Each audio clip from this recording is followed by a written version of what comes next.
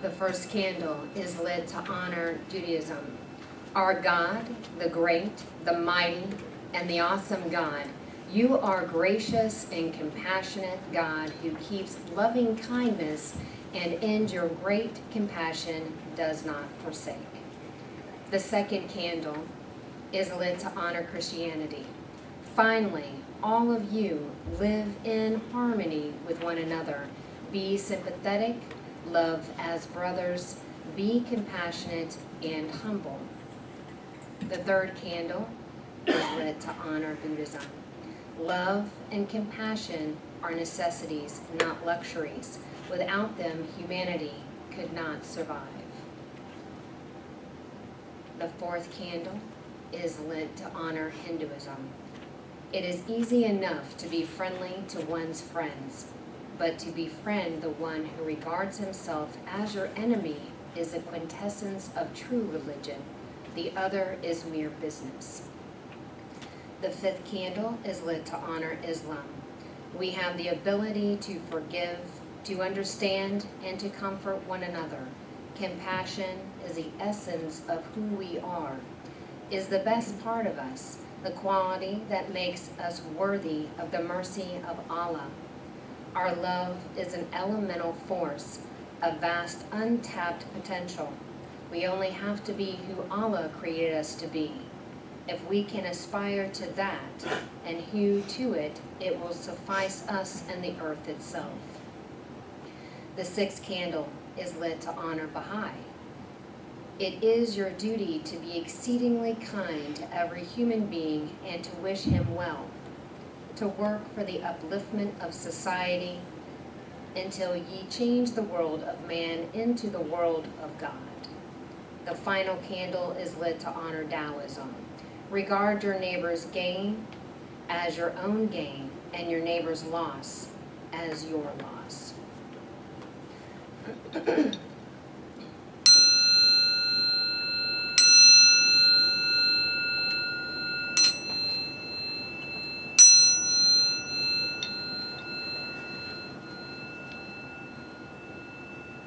Spirituality in action. The theme for May, excuse me, care for the poor, inner peace, by Gary Simmons. Being present to life means taking life into your center. When you are centered, you are relaxed and interested in creating a safe place for everyone in the experience, not just yourself. Being present to life means letting your center, your spiritual nature, move you instead of letting your fears and insecurities do it. I am calm, clear center of peace, radiating peace in every way. So if you can just take these words into that inner sanctuary for a few minutes of contemplation. So I'm knowing that right where we are, God is. Every ounce of our soul is embedded with that divine power that moves through us, as us, and around us at all times, that we are that open conduit for Spirit to move through us. And so I know that we are absolutely imbued with that magnificent energy of God. And so I know that that same energy is orchestrating this whole entire service, from our band to Reverend Cece to the Children's Church to all of us who are here. And so I know that we are absolutely blessed in this time. I know that this time is ordained. I know that we have shown up for a divine appointment in this time and place. And I give such thanks for this. Thank you, thank you, thank you, God. And together we say, and so it is. So this month we've been exploring compassion, and we're going to wrap that up today. Compassion, I think of as being love in action, instead of just feeling it, being it in everything we do. I think everybody agrees that compassion's a good thing, right? It's good to be compassionate, and that we ought to have compassion for other people. And certainly every religious and spiritual tradition teaches that. And as a matter of fact, some years ago we did our shared community values, and we were the only center in the whole movement who had compassion as one of its top 3. Isn't that interesting? So this is a very compassionate community. We really want to have compassion for all people and for all life. We agree that compassion is a spiritual quality that we want to have and the way that we want to live.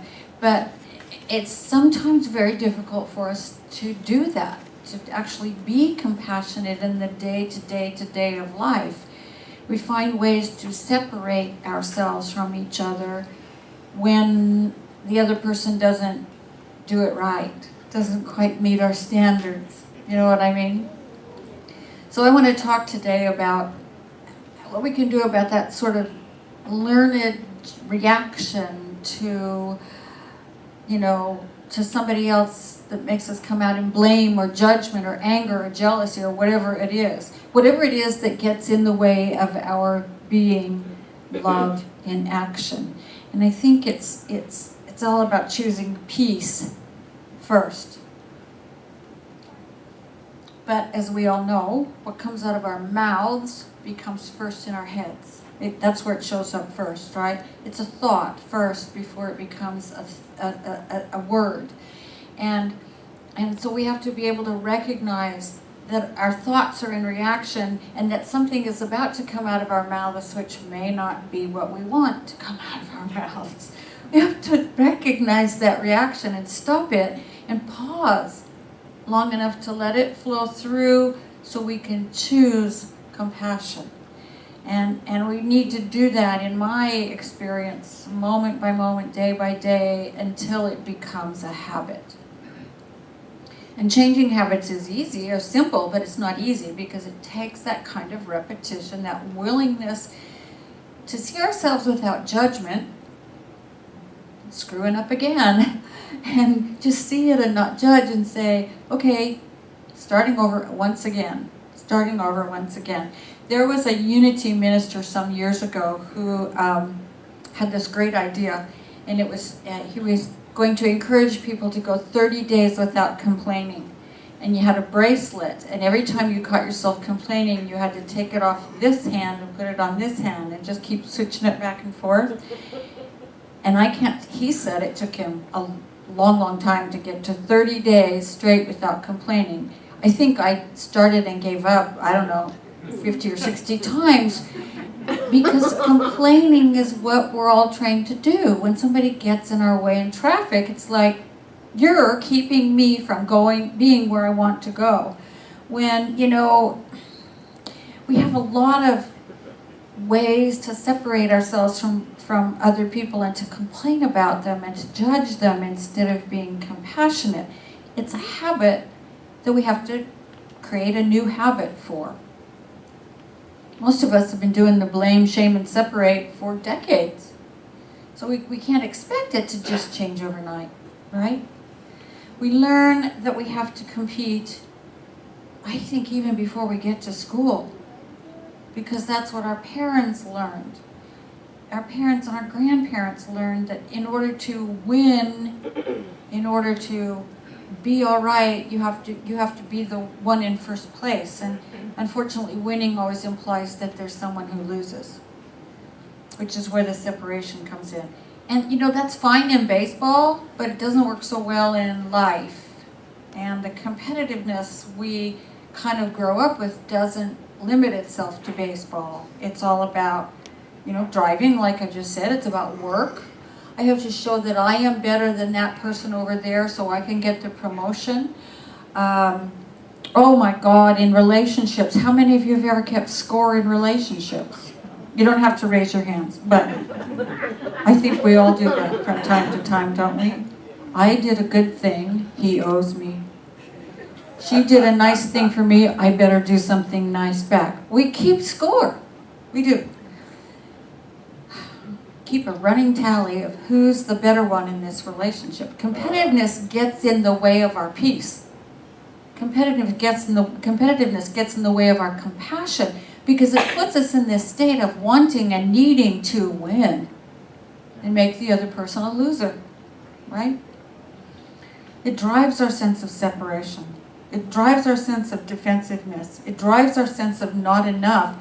When we want to win, we make the other person our rival, our foe, our enemy, and we automatically become defensive.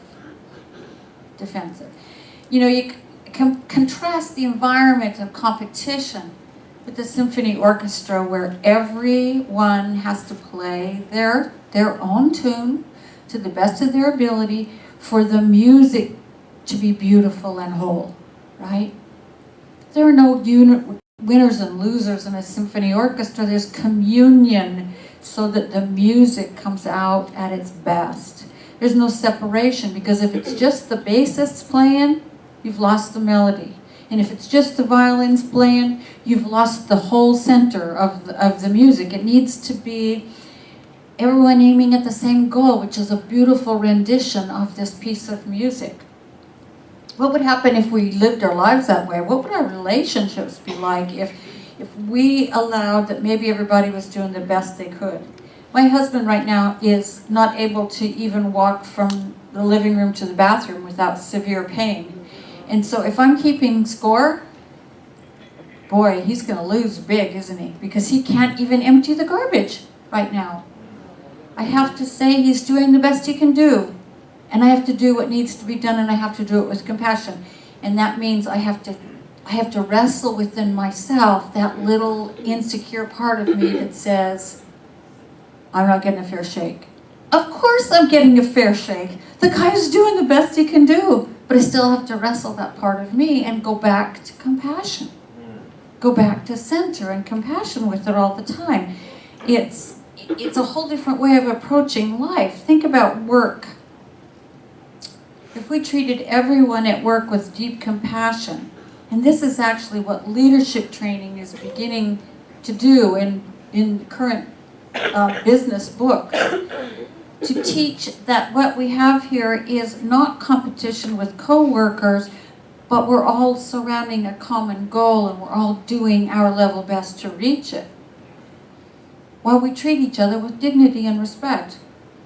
Life might be a whole bunch different if we all did that. What about even playing baseball? If our goal is to, play our individual and team best and have a good time doing it, baseball becomes a lot more fun.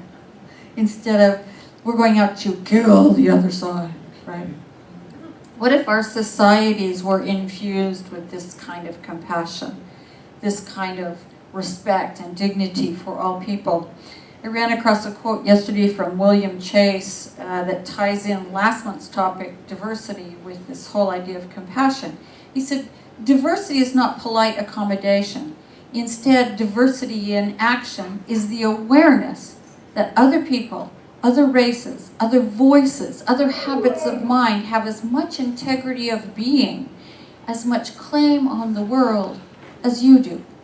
And I urge you, amid all the differences present to the eye and the mind, to reach out and create the bond that will protect us all. We are meant to be here together.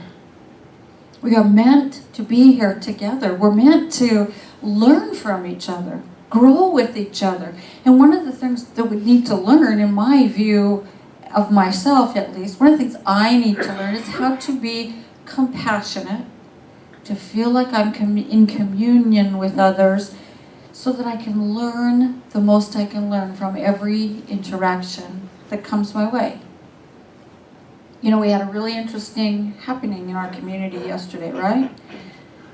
Some members of the Ku Klux Klan from Indiana were coming to town to demonstrate, and there were 9 of them. And there were 600 people showing up for love instead. That's what I'm talking about. We're meant to be here together.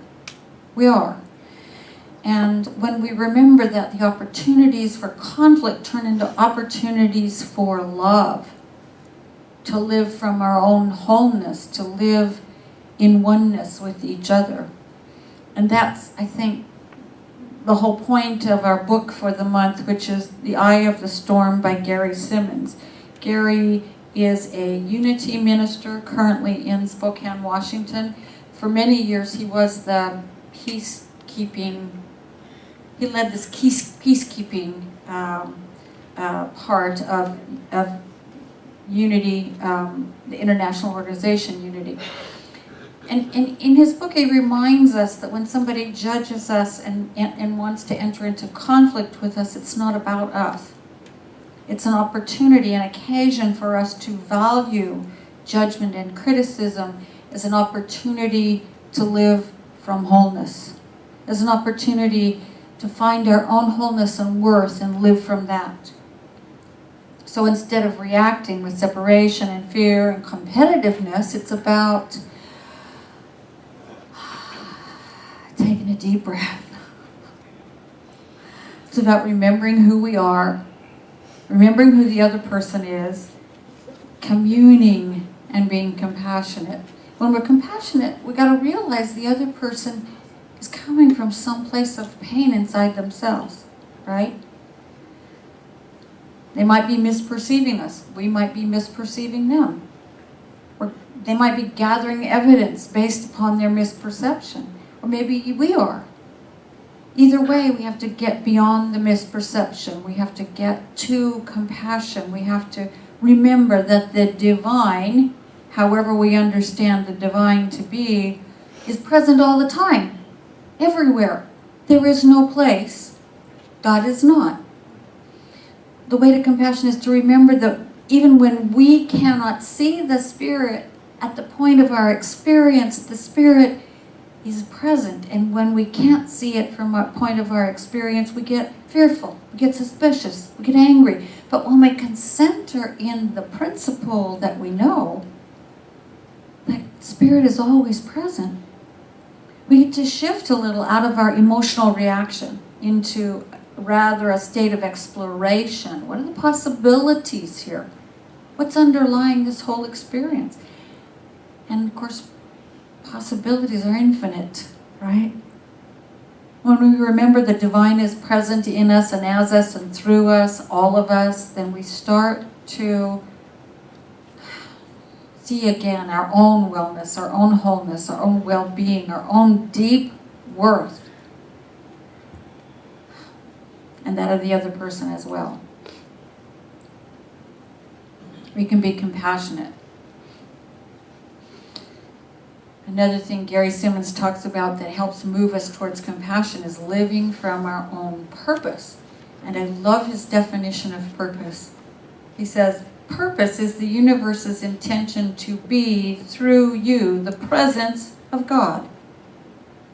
Your spiritual purpose is to be the Christ of your world. Jesus was the Christ in his world, and you are the Christ in your world. Any lesser purpose is sure to create conflict in your life. Whew, that's a big one. We rise to that purpose by being willing to shift our intuition and our attention and our awareness to that question that I've asked a couple of times and reminded us that every conflict is an opportunity for us to ask, and that is, who am I really? Who am I really? Am I the smallness and the separateness and the brokenness, or am I the wholeness? The presence of the divine through me. We ask ourselves that same question, and suddenly we realize that everyone around us is asking it too, and we're all on this journey together. We're all on the journey to realize our own nature. It's easier to be compassionate with people when we recognize that sometimes this path is not easy to tread, but we're all on it together, right? See, your wholeness and my wholeness, your worth and my worth, those are grounded solely in the expression of the divine presence through us and nothing else. Not the feeling of brokenness, not the feeling of, I don't know about you, but what I found in my 60s, that one of the things I was going to say I don't like, but I kind of do. One of the things happening to me in my 60s is that every stupid thing, every bad mistake, every ignorant comment, all the mistakes I've ever made are coming up for review. It's wonderful. Sometimes it wakes me up about 2 in the morning and I think about something and go, But here's what I know about it. The only way through it is for me to wrap my arms around that 4-year-old, that 24-year-old, that 44-year-old and say, you know what? It's okay. Because here we are now, and everything's fine. That is the only way through. When I don't do that, I just continue to chew on myself. When I don't do that, I'm forgetting that my wholeness and my worth is grounded on the expression of the divine presence through me as me. It's not my mistakes. I don't have to prove I'm worthy of that. I don't have to rise to some measure before God says, okay, now you can be me. We are that, every one of us, every minute. We are the expression of the divine in our words and our actions and what we say and think and do and are. We are. We are. And when we allow that to be the truth we live from, that's when, as I said last week, we're the way of God rather than in the way of God. Right? You are the way of God. Why do we resist that? When we're all tied up in conflict, we're resisting it. We're resisting life. We're pushing life away instead of welcoming life into that strongest place of us, our center, our center. When we stop resisting, we sit in that place of wholeness, that place of worth simply because we exist. We're the connecting point between all this here and infinite possibility. And when we can let infinite possibility meet the needs of our particular situation, whether it's our financial situation or a conflict with somebody else or whatever the world is facing, when we allow infinite possibility into that, we know what to do, or we're at least willing to try something. When it's just us pushing it away, nothing ever changes. Nothing ever changes. So there is a physiological and a spiritual and a psychological place in each one of us that's deeply powerful, that is connected to life itself, to God itself. It's connected to the divine, it's connected to everything else in the universe. And it's called our center, and that may mean it's something different to each of you. In martial arts, for example, it's right here, just below the navel. Some people feel it in the place where of the heart, where the human and the divine meet. But wherever it is, when life comes at us and we're standing in our center, we don't get knocked over, right? When we're strong and living in our center, when life comes at us and there's a conflict that seems to be arising, instead of getting knocked off balance, we take a breath and pause and let the conflict ebb away and the compassion ebb in. We let ourselves be the presence and the action of love. And when we live from that place, things resolve themselves. They just seem to resolve themselves. We stop resisting. We come into a place of non-resistance when we stay centered. And so it's simply the practice of, well, let's just do it. Close your eyes and get as balanced in your chair as you possibly can. Let the chair do all the work. And take a couple of deep breaths and just relax.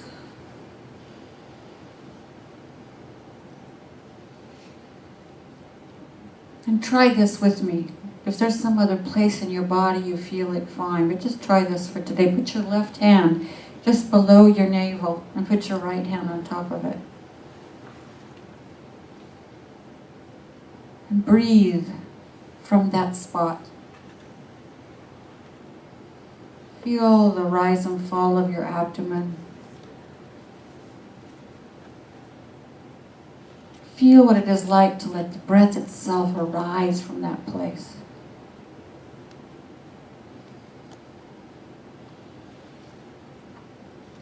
This is the place you live from. This is the place of balance and wholeness and ease.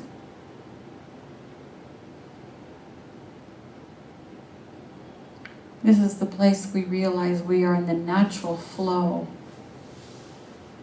of all the forces of the universe. We are in the natural flow of life itself.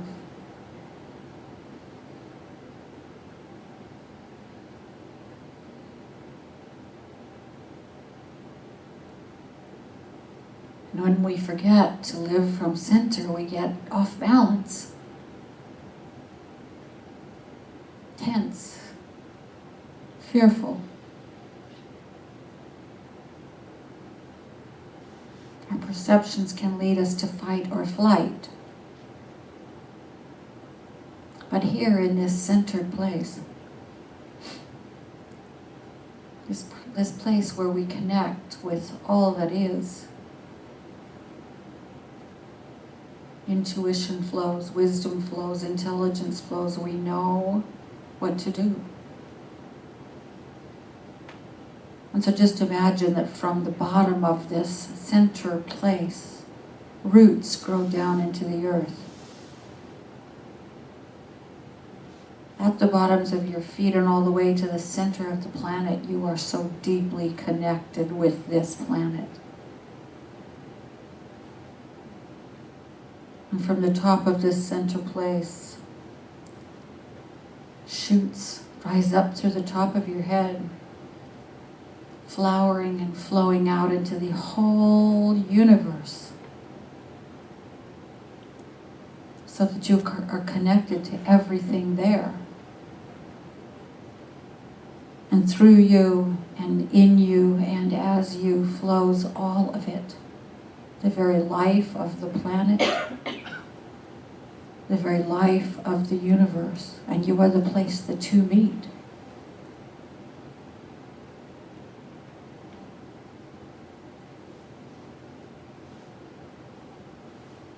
Let your breath come from that knowing.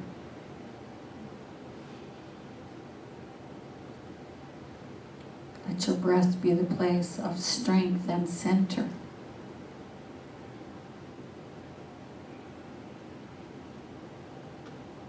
And feel your own energy extending out from it. You are greeting life from this place of centeredness. Rather than pushing life out, away from yourself, you are bringing life. All of it. Love and peace, conflict and disagreement. Everything that happens, you are bringing all of that into your center. That place where you are rooted in wholeness.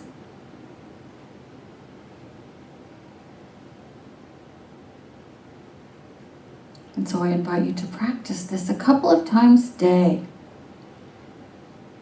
Just breathing and feeling yourself live from that place of absolute centeredness, so that when conflict drops in or crops up, you are aware of your purpose. That you are the very light and air and life of the divine in your world. You are whole, you are beloved, and you get to bring that wholeness and that light wherever you go.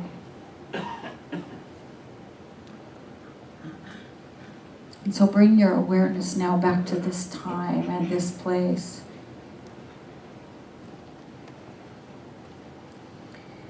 I want to read to you in closing a Wayne Dyer adaptation of a Zen quote. Enlightenment is not something that will set us free. Rather, we become freedom itself. We do not become an eagle in the sky. We become the sky itself.